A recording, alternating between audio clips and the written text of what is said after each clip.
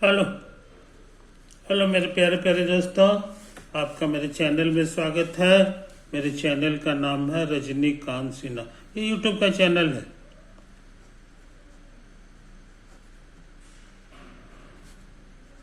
Rajinikanth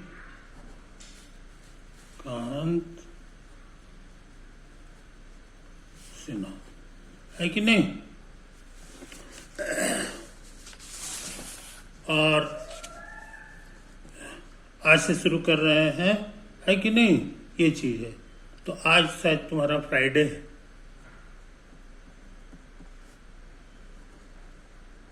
Friday है ना? और ये 2000 ये मार्च का लाएगा 2026 से शुरू कर रहे हैं स्टार्टिंग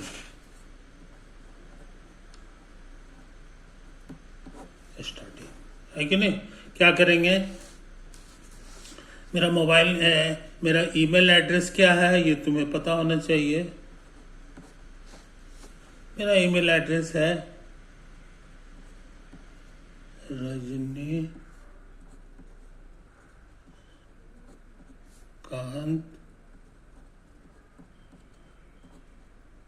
सिन्हा 1955 @gmail.com है ना? ये हमसे संपर्क कर सकते हो ईमेल लेटर लिख करके। ये चीज़ है। मेरा मोबाइल नंबर भी है 94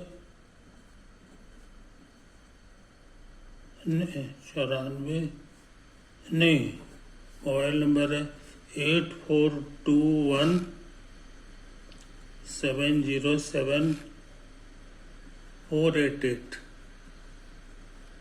है ना? ये जो है मेरा अपना मोबाइल नंबर है। ये चीज समझ लो। मैं इस वीडियो में क्या करूंगा, तो एक इम्पोर्टेंट किताब है ना, जो जिसका नाम है concepts of physics. Concepts of physics. तो इसमें जो है 3 तरह के क्वेश्चंस हैं। एक का नाम है ऑब्जेक्टिव 1, दूसरे का नाम है ऑब्जेक्टिव 2 और तीसरे का नाम है एक्सरसाइज। समझे? यही चीज है एक्सरसाइजेस। ये सिंगल चॉइस वाला है, सिंगल चॉइस क्वेश्चंस, और ये मल्टीपल चॉइस क्वेश्चंस है।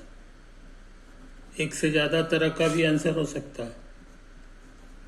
मल्टीपल चॉइस क्वेश्चंस है कि नहीं? एक तो है। तो कॉन्सेप्ट्स ऑफ फिजिक्स में जो है ये जो प्रॉब्लम्स हैं, है कि नहीं, ये वाला हम करेंगे और ये वाला भी हम करेंगे। ये वाला तुम्हारे लिए छोड़ दिया है ना, ये नहीं करने जा रहे हैं। कुल मिलाकर के उसमें काफी चैप्टर्स हैं, 2 वॉल्यूम में 46 चैप्टर्स हैं। तो सब बारी बारी से करेंगे। यही चीज है। क्वेश्चन तुम्हारे सामने रख देंगे क्योंकि बुक में लिखा हुआ है। क्वेश्चन में कॉन्सेप्ट्स ऑफ फिजिक्स का जो है वो हम ये रख देंगे और ये करेंगे और इसका सॉल्यूशन करेंगे। मैं सामने नहीं आऊंगा मैं सामने उसी दिन आऊंगा जब ये मेरा काम खत्म हो जाएगा, है कि नहीं? ये चाहिए। तो जो लड़के तैयारी कर रहे हैं वो मेरे वीडियो को देखा करें, उससे उनका ज्ञान में वृद्धि होगी और वो जो है अपना एग्जामिनेशन में बहुत अच्छा करेंगे। ये चीज समझ लो, ये चीज समझ लो। तो यही चीज है। उसमें जितने तरह की बातें हैं सब हमको फैलाने की कोशिश करेंगे। यही तो है हमारा उद्देश्य।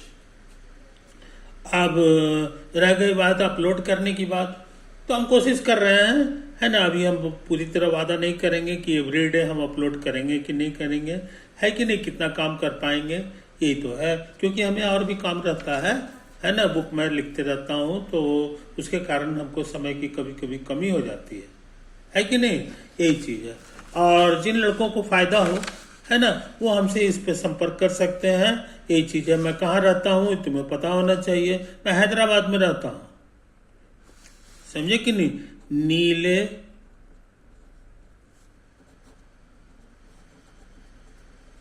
वैली, जनप्रिया अपार्टमेंट, जनप्रिया अपार्टमेंट नंबर, तो उसका नंबर जो है 3029, समझे, यही तो है। तो उम्मीद है कि तुम आ सकते हो। ये हैदराबाद में पड़ता है,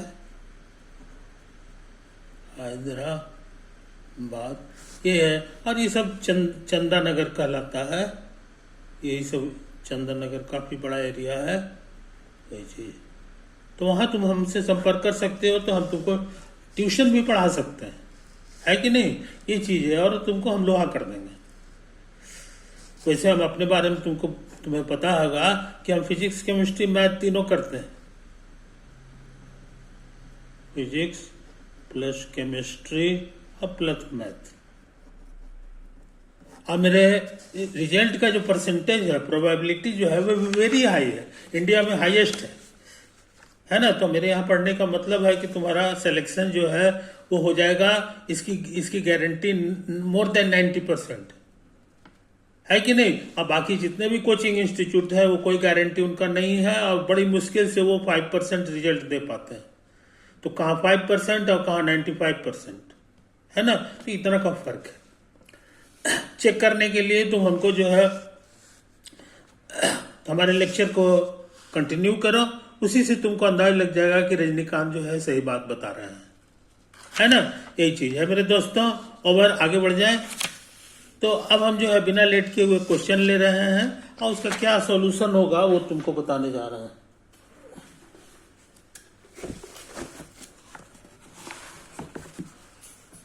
ये देखो, यही है ऑब्जेक्टिव 1 चैप्टर 1 का है। ये क्या लिखता है सो समझ लो। Which of the following sets cannot enter into the list of fundamental quantities in any system of unit.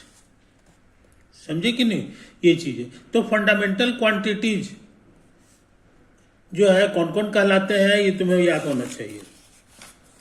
तो उसमें कहलाता है, जल्दी में हम लोग लिखते हैं MLT। क्या लिखते हैं, MLT।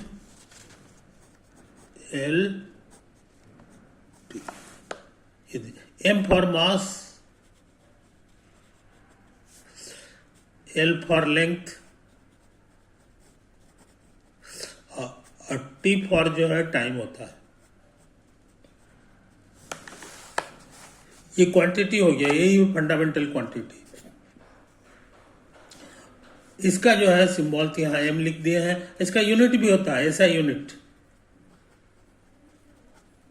ऐसा यूनिट भी तुम्हें पढ़ना है। इसका केजी होता है, लेंथ का मीटर होता है, और टाइम का सेकंड होता है, S फॉर सेकंड, है ना। तो यही चीज है। तो अभी का जो क्वेश्चन है उसमें से कहता है कि फंडामेंटल क्वांटिटी कहो चाहे बेसिक यूनिट कहो, ये सब एक ही बात है, बेसिक क्वांटिटी।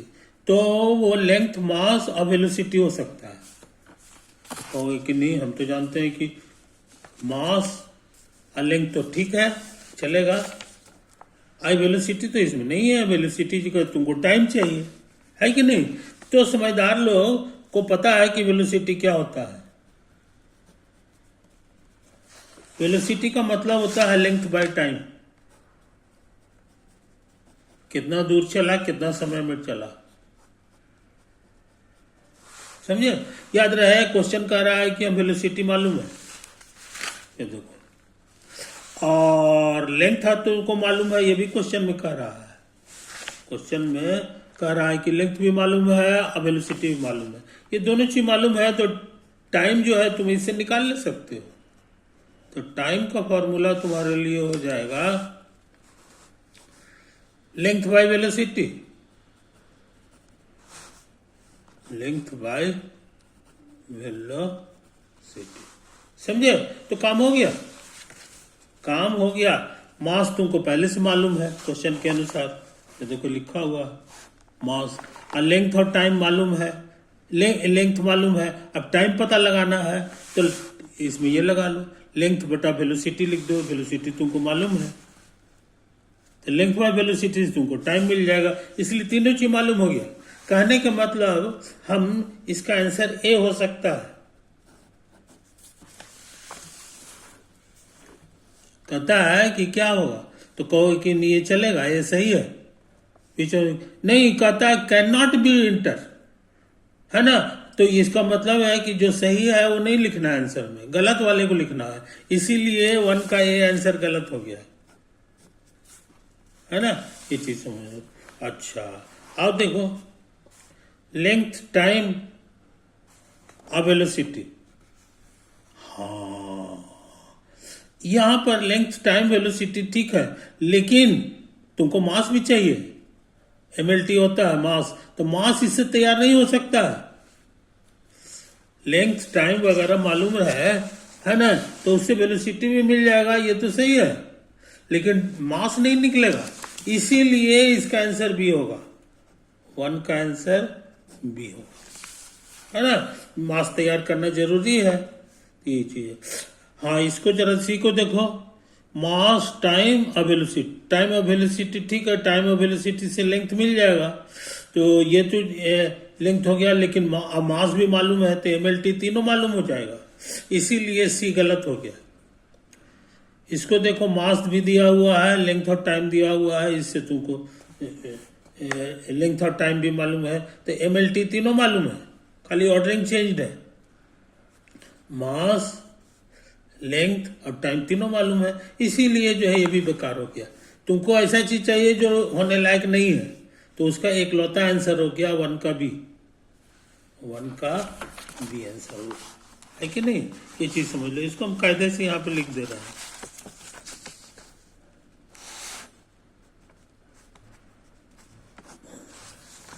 अच्छा, अब क्या करें, अब सोच रहे हैं अगला क्वेश्चन में दिमाग लगाए। A physical quantity is measured and the result is expressed as NU, where U is the unit used and N is the numerical value। समझे कि नहीं। कोई भी फिजिकल क्वांटिटी होता है उसको इस शक्ल में लिख सकते हैं, NU टाइप का।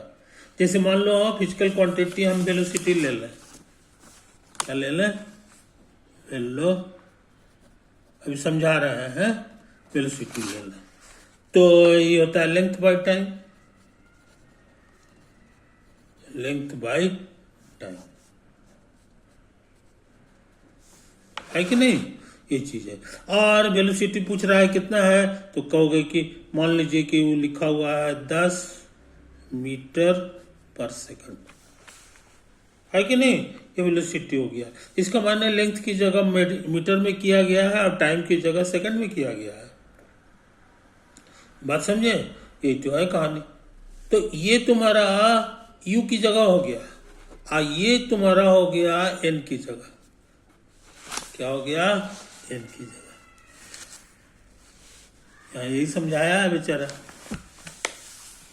कि कोई भी फिजिकल क्वांटिटी है वो इसी शक्ल में लिखाता है, NU, जहां n हो गया यूनिट, है कि नहीं। U जो है हमारा हो जाता है, U is the unit used और n is the numerical value, तो यही है न्यूमेरिकल वैल्यू। n की जगह हो गया 10 और ये हो गया। कुछ समझे कहानी।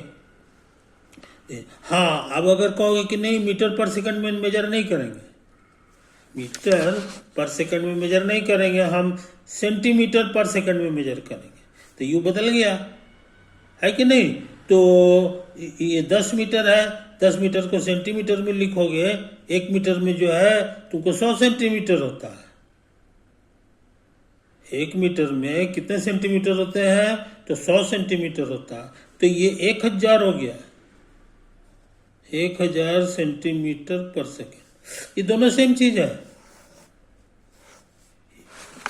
ये दोनों कहना सेम चीज है, लेकिन यहाँ क्या है, एन की जगह ये आ गया, ये तुम्हारा एन का काम करेगा और ये तुम्हारा काम कर गया यू का। तो तुम देख रहे हो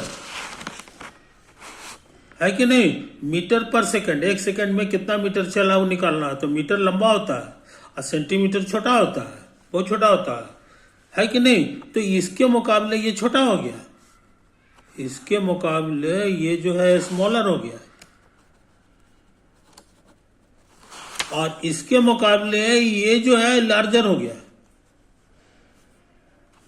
समझे कि नहीं, ये चीज समझ लो, ये कहाँ 1000 है और कहाँ ये इतना है, तो ये लार्जर हो गया। कहने के माने एन यू का जगह बदलोगे, एन और यू जो है इसकी जगह कोई दूसरा चीज रखोगे तो एक चीज बढ़ जाता है, एक चीज घट जाता है, एक चीज बढ़ जाता है, एक चीज घट जाता है। तो इसी को स्कूल में सीखे होंगे, लोग ऐसे लिखते हैं, एन इज 1/u, है कि नहीं। ये रेसिप्रोकल का साइन है, प्रोपोर्शनलिटी में रेसिप्रोकल का साइन है कि ये बढ़ेगा तो ये घट जाएगा, ये घटेगा तो ये बढ़ जाएगा, है कि नहीं। इस तरह से लिखा। हाँ, अब अगर दोनों बढ़ने वाला होगा तो ऐसे लिखेंगे, है कि नहीं। तो इसी अंदाज लगा लिए हो गए, इसको पढ़ते हैं वेरीज एज,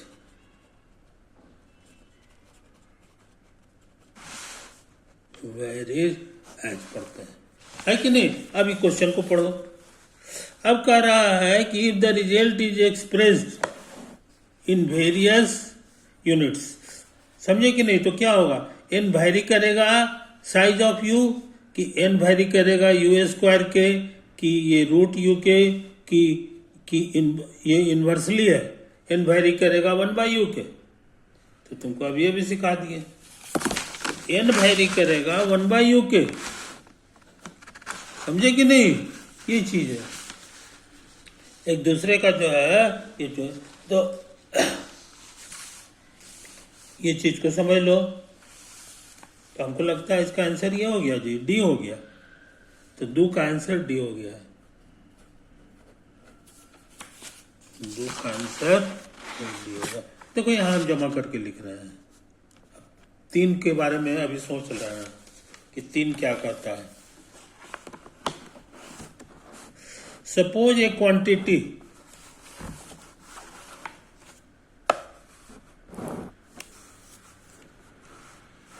है ना, suppose A quantity x can be dimensionally represented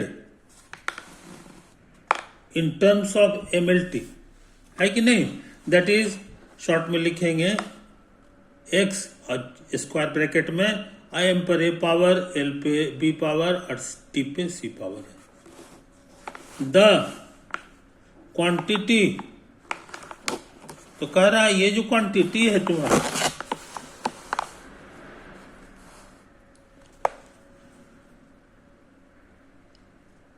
can always be dimensionally represented in terms of LTX। तो हमेशा ये जो है ना मास को जो है हमेशा लिख सकते हैं LTX की मदद से। कहता है ऐसा लिखना हमेशा संभव है कि नहीं। तो ये चीज समझ लो, ऐसा समझ में, हाँ ऐसा जो है हमको नहीं लगता है कि हमेशा संभव है, हमेशा संभव है। Can always be dimensionally represented as, कैसे समझ लो कि मान लो कि ये x नाम का जो क्वांटिटी है, x नाम का जो क्वांटिटी है, ये m पर कुछ पावर है, L पे भी कुछ पावर है और T पे भी कुछ पावर है, समझे कि नहीं। तो ये चीज है। तो मान लो कि ये जो पावर है ये तो B है और ये C है और ये 0 है। तो 0 जाने का मतलब क्या हो गया कि ये जो है ना किसी चीज पे 0 पावर 1 हो जाता है, तो ये सिर्फ इतना लिखाएगा,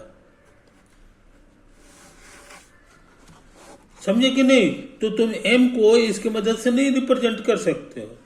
x एल टी की मदद से रिप्रेजेंट नहीं कर सकते हो इस केस में, इसीलिए ऑलवेज जो ये लिखता है ये गड़बड़ है।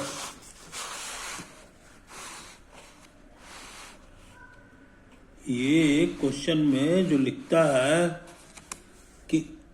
कि मास can always be dimensionally represented in terms of L T x, always नहीं होगा, इसीलिए 3 का आंसर ए नहीं है। 3 का आंसर ए नहीं है। अच्छा, अब जरा दिमाग लगाओ।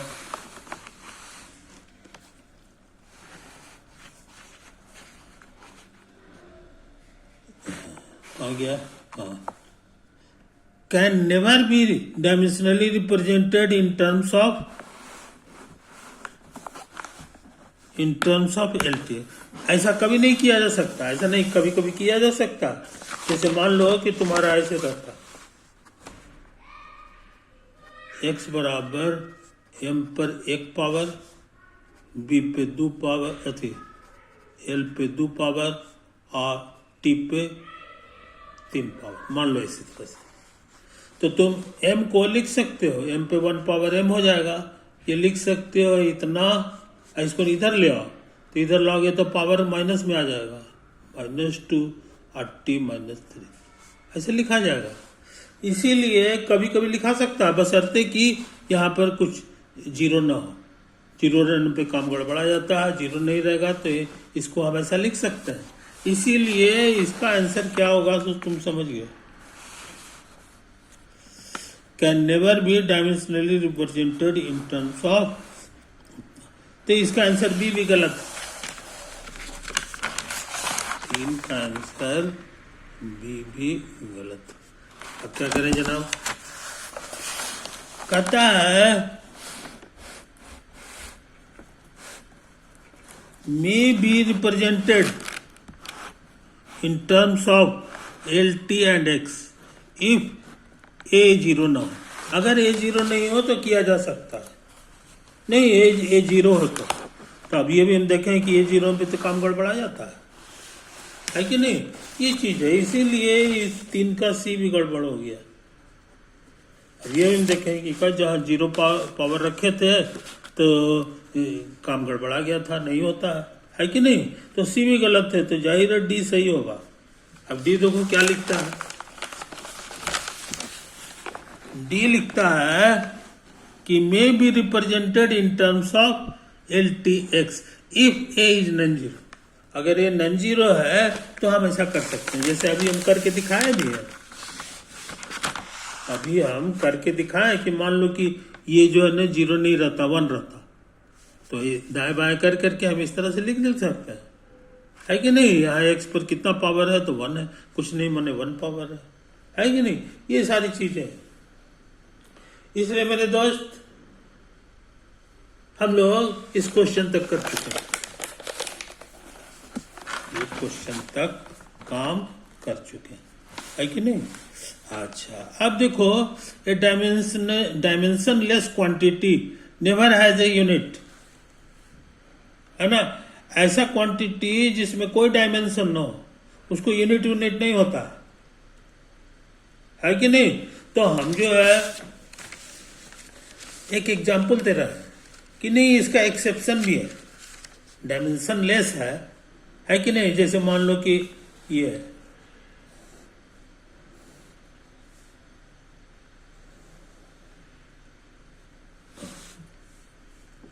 मान लो इसकी लंबाई 1 है, इसकी लंबाई भी 1 है, आई सर्किल का पार्ट है,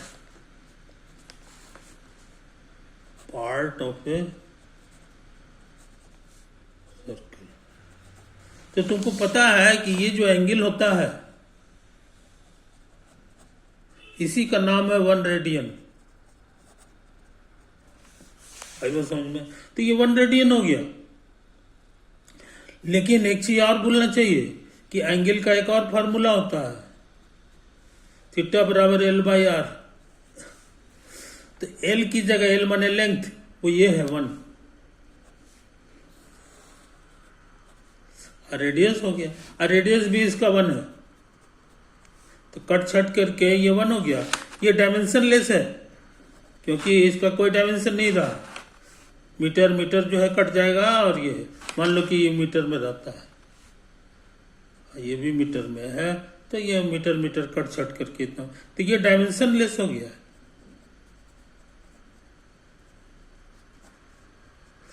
आमतौर से डायमेंशन लेस को कोई यूनिट नहीं होता। इट शुड हैव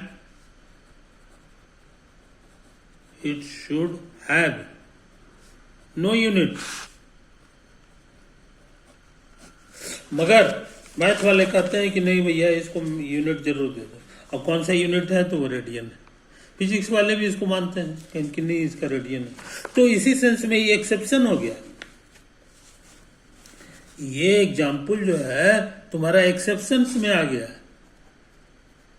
कि ऐसे भी कोई क्वांटिटी है जो नियमतः तो डायमेंशनलेस है, मगर फिर भी उसको यूनिट है कि नहीं। तो यहां क्या लिखता है, never has a non zero dimension. नहीं, यहां dimensionless quantity never has a unit, उसको यूनिट कभी नहीं होता। ये बात गलत है, कभी कभी हो जाता है। तो इसी सेंस में 4 का आंसर ए जो है गलत है। बी के बारे में सोचें, ऑलवेज हैज ए यूनिट, हमेशा उसको यूनिट होगा, ऐसा गलत है। बहुत सारे ऐसे हैं जो डायमेंशनलेस है, उसको यूनिट, ये भी गलत हो गया। मे हैव ए यूनिट, 4 का आंसर सी होगा, 4 का आंसर सी होगा।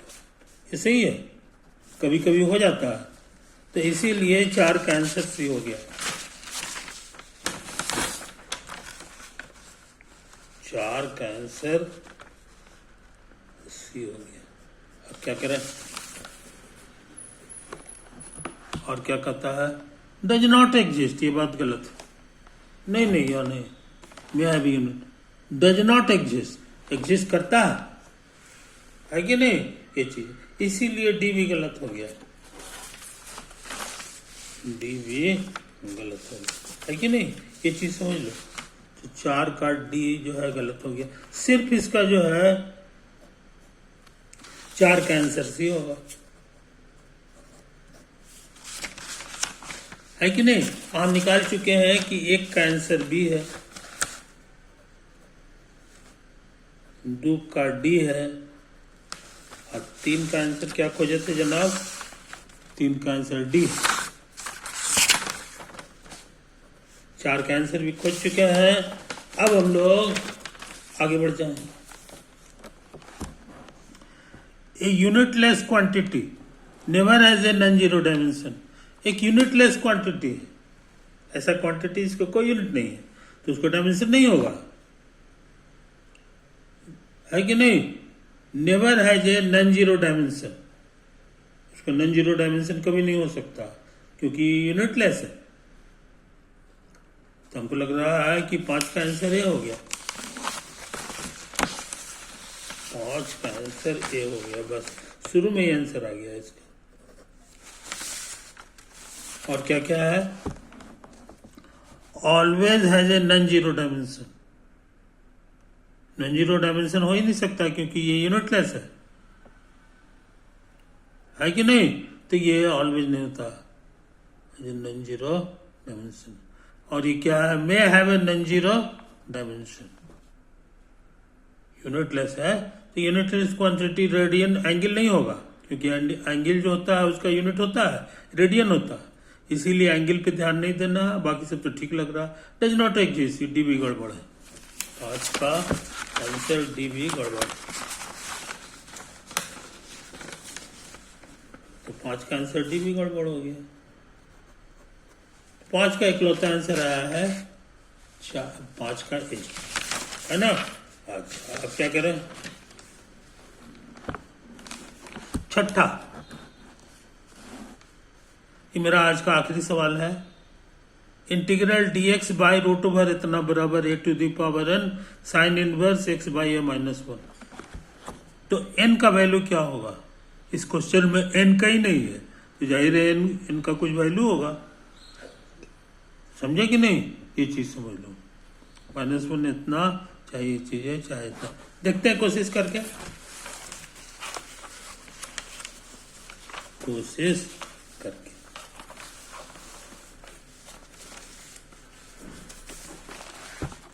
वो इंटीग्रल वाला क्वेश्चन पहले उतार लें, है कि नहीं?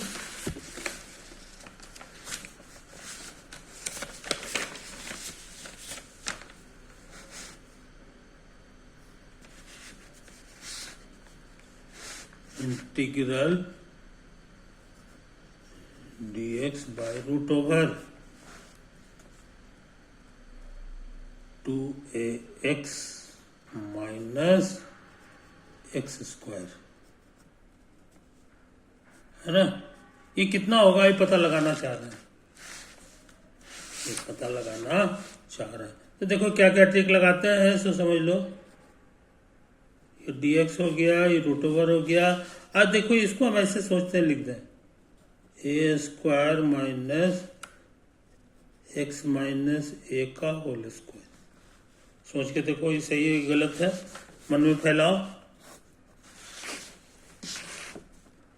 ए स्क्वायर माइनस मन में फैलाओगे तो आ जाएगा एक्स स्क्वायर माइनस 2ax और प्लस ए स्क्वायर। माइनस अंदर जाएगा, सारा चिन्ह बदल देगा।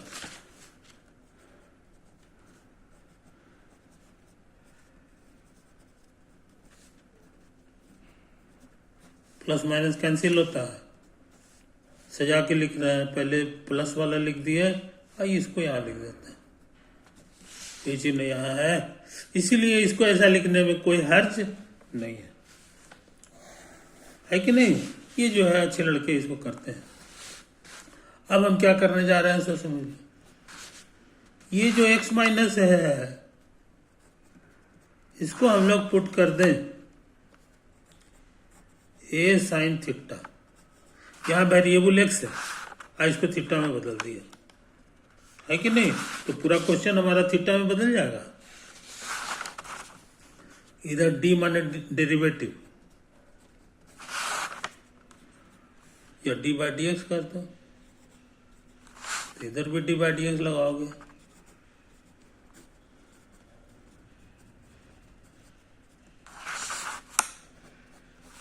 ये d बाई डी एक्स दोनों में सट जाता है क्योंकि प्लस माइनस है।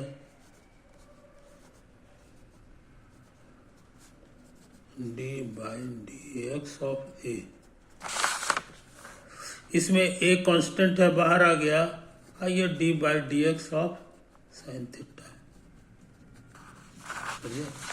है x का डेरिवेटिव x के रिस्पेक्ट में 1 हो गया। कांस्टेंट है, इसमें x नहीं है तो कांस्टेंट का 0 होता है।